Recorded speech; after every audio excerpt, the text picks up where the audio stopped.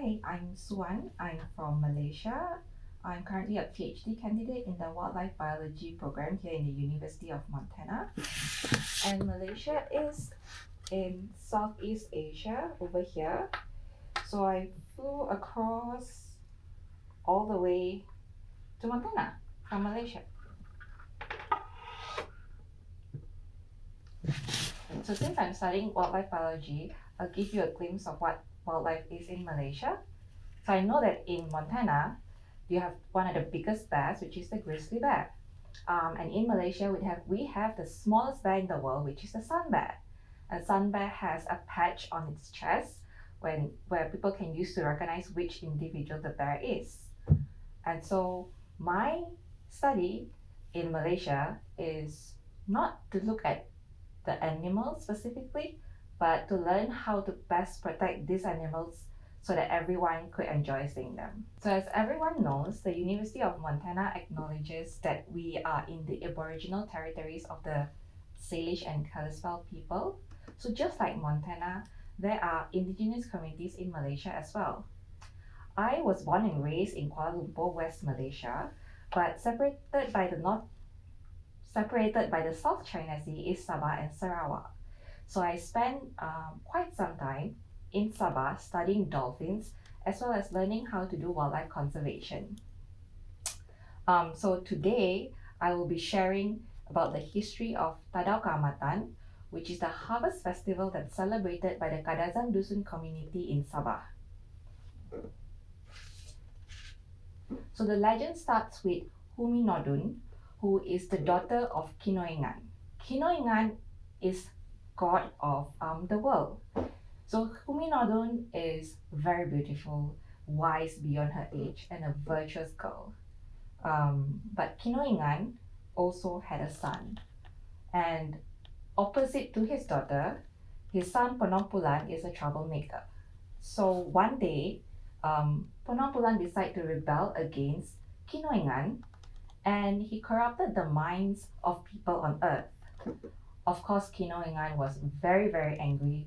He decided to banish Penompulan into the underworld. As for people on Earth, Kinoingan decided that he should send 7 different plagues as punishment. So the most severe plague was drought. And because of this, there was famine all across the land. Seeing that people were starving, Huminodun, with her kind heart, felt that she had to do something. So what she did was she offered herself as a sacrifice. So her flesh became rice, her head became coconuts, her bones became tapioca, her toes became ginger, her teeth became corn, and her knees became yam. So thanks to Huminodun's sacrifice, there was an end to the famine. And that's the legend of Huminodun. So Huminodun's sacrifice is embodied as the spirit of the rice today. And Kaamatan, or Harvest Festival, is celebrated annually in Sabah to pay homage to her spirit. And this is to ensure that bountiful harvest will always be there. In my experience celebrating Tadau Kaamatan in Sabah, I had the opportunity to witness an event called the Unduk Ngadau.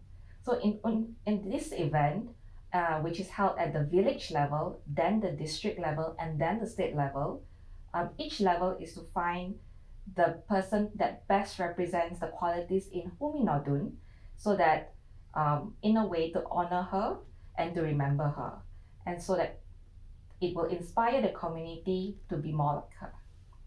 What makes you successful in this competition?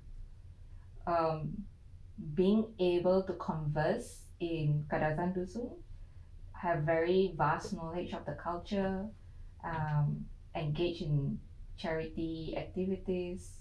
I think it start as young as 16 or 17. Yeah.